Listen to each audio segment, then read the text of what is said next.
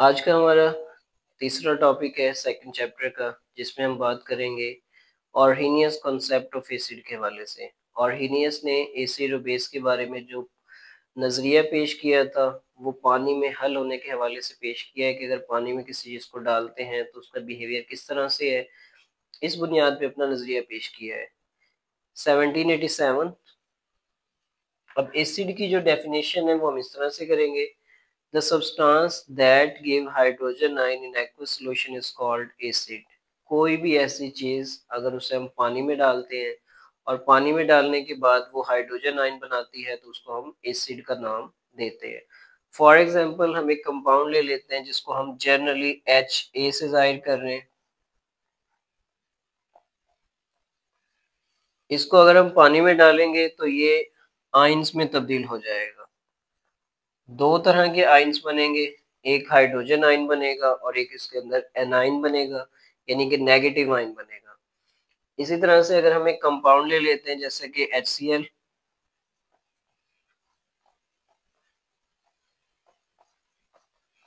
पानी में डालने के बाद ये आयोनाइज हो जाएगा, इसके नतीजे में हाइड्रोजन आयन बनेंगे और क्लोराइड बनेंगे।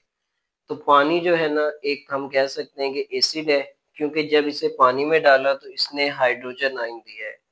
इसी तरह से एक और इक्वेशन ले लेते हैं, सल्फ्यूरिक एसिड। इसको अगर हम पानी में डालेंगे तो ये भी हाइड्रोजन आयन प्रोड्यूस करेगा, सल्फेट आयन प्रोड्यूस करेगा। कोई भी ऐसी चीज जो पानी में डालने के बाद हाइड्रोजन दे रही है उसे एसिड का नाम देते हैं। इसी तरह से एस्टिक एसिड है, इसको अगर हम पानी में डालेंगे CH3COO, एसीटेट और हाइड्रोजन, दो तरह के आयन्स यहाँ से बन रहे हैं। एक पॉजिटिव होगा एक नेगेटिव। पॉजिटिव लाजमी तौर पे हाइड्रोजन आयन होगा, तो उस चीज को हम एसिड का नाम। उसके बाद ऑर्हीनियस बेस की बात कर लेते हैं कि ऑर्हीनियस बेस क्या होता है। The substance that give hydroxyl ion in aqueous solution. कोई भी ऐसी चीज जो पानी में डाले और उसके बाद वो हाइड्रोक्सिल आयन देती है, OH आयन देती है, तो उसको हम नाम देंगे कि ये चीज बेस के तौर पे, ऑर्हीनियस बेस के तौर पे रिएक्ट कर रही है। अब इसके लिए भी एक जनरल रिएक्शन ले लेते हैं। बी बेस के लिए है और उसके अंदर एक हाइड्रोक्सिल होना चाहिए। इसको अगर हम पानी के अंदर शामिल करेंगे तो बी वाला पार्ट इसमें से अलग हो जाएगा और हाइड्रोक्सिल वाला अलग हो जाएगा। इसके ऊपर पॉजिटिव चार्ज होगा, हाइड्रोक्सिल के ऊपर नेगेटिव चार्ज होगा। फॉर एग्जाम्पल हम ले लेते हैं कॉस्टिक सोडा NaOH को। सोडियम आयन अलग हो गया, हाइड्रोक्सिल अलग। सेकंड है पोटाशियम हाइड्रोक्साइड, उसको अगर हम पानी में डालते हैं तो K+ अलग हो जाएगा, हाइड्रोक्सिल जो है वो अलग हो जाएगा। इसी तरह से हम कैल्शियम हाइड्रोक्साइड को ले लेते हैं। इसको अगर पानी के अंदर शामिल करेंगे, कैल्शियम आयन अलग हो जाएंगे, हाइड्रोक्सिल इसमें से अलग हो जाएगा। कोई भी ऐसी चीज जिसे पानी में डालते हैं और वो हाइड्रोक्सिल आयन देती है तो उसको हम नाम देंगे कि ये सारी चीजें ऑर्हीनियस बेस के तौर पे रिएक्ट कर रही हैं।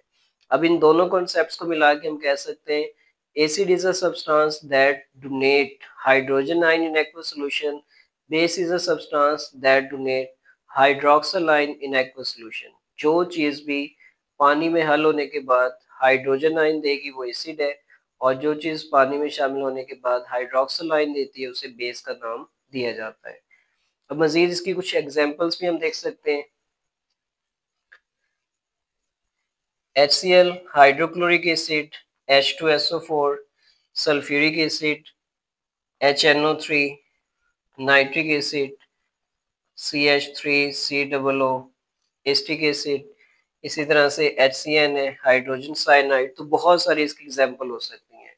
बेसिस के हवाले से बात करें तो इसकी भी बहुत सारी एग्जांपल हैं, जैसे NaOH sodium hydroxide, KOH potassium hydroxide, इसी तरह से CaOH twice calcium hydroxide, Al OH, thrice, aluminium hydroxide. तो बहुत सारी चीज़ें ऐसी हैं जो बेस के तौर पे रिएक्ट करती हैं। अब हम इसकी लिमिटेशंस देखते हैं कि ये नज़रिया किस तरह से किन चीज़ों की वज़ाहत करता है और किन चीज़ों की नहीं करता।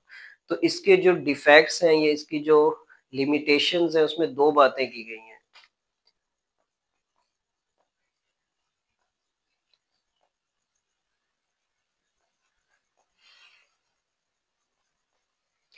Do not explain non aqueous solution. ये जो कॉन्सेप्ट है सिर्फ एक्वस सॉल्यूशन के लिए मौजू है। एक्वस सॉल्यूशन में यानी कि पानी में डालेंगे तब हमें किसी भी चीज़ के नेचर के बारे में पता चलेगा कि वो एसिड है या बेस। अगर किसी चीज़ को पानी में नहीं डालते तो उसकी नेचर के बारे में अंदाज़ा नहीं लगा सकते कि वो एसिडिक है या बेसिक है। तो ये जो नज़रिया है ये सिर्फ एक्वस सॉल्यूशन के लिए लिमिटेड है, मतलब पानी में मिलाने के बाद हमें पता चलेगा कि ये कौन सी चीज़ है। विदाउट वाटर हम किसी चीज़ के बारे में नहीं बता सकते कि ये किस तरह की है। तो ये एक ये लिमिटेशन है। इसी तरह से कुछ ऐसी चीज़ें जिनमें हाइड्रोजन या हाइड्रोक्सिल नहीं होता। Do not contain HROH। कुछ ऐसी चीज़ें जिसमें ना तो हाइड्रोजन होता है ना ही हाइड्रोक्सिल। तो उन चीज़ों के बारे में इससे नहीं पता चलता कि ये चीज़ें एसिड के तौर पे रिएक्ट करेंगी या बेस के तौर पे। फॉर एग्जांपल CO2 नॉर्मली ये एसिडिक गैस है, लेकिन इस कॉन्सेप्ट के मुताबिक अगर इसे हम पानी में ऐड करेंगे तो ये हाइड्रोजन नहीं देता, प्रोटॉन नहीं देता, तो इस वजह से ये एसिड नहीं है। इसी तरह से जो अमोनिया है, अब इसके पास कोई OH मौजूद नहीं है। जब OH है नहीं इसके अंदर तो पानी में शामिल होने के बाद भी ये हाइड्रोक्सिल आयन नहीं देगा। तो इस तरह से ये भी जो है ना इस कॉन्सेप्ट के मुताबिक बेस नहीं है। हालांकि ये कार्बन डाइऑक्साइड एसिड है और ये बेस है, लेकिन इस कॉन्सेप्ट से हमें नहीं पता चलता कि ये किस तरह की नेचर की चीज़ें हैं, किस तरह के कंपाउंड हैं। तो इसीलिए हमें एक और नज़रिए की ज़रूरत पड़ेगी जिसे ब्रॉन्स्टीड और लॉरी ने पेश किया है। तो नेक्स्ट टॉपिक में हम ब्रॉन्स्टीड और लॉरी के कॉन्सेप्ट के बारे में देखेंगे कि वो नज़रिया क्या है और इस तरह की जो लिमिटेशंस हैं उनको वो कैसे सेटिस्फाई करेगा, किस तरह से उनके अंदर इन्हीं चीज़ों की कमी को जो है ना पूरा करके हमें बाकी कंपाउंड्स के बारे में पता चलेगा कि वो किस नेचर के होते हैं। वीडियो अगर आपको अच्छी लगे तो चैनल को सब्सक्राइब करें, वीडियो को लाइक और शेयर करें। नेक्स्ट वीडियो में मिलते हैं, तब तक के लिए अल्लाह हाफिज़।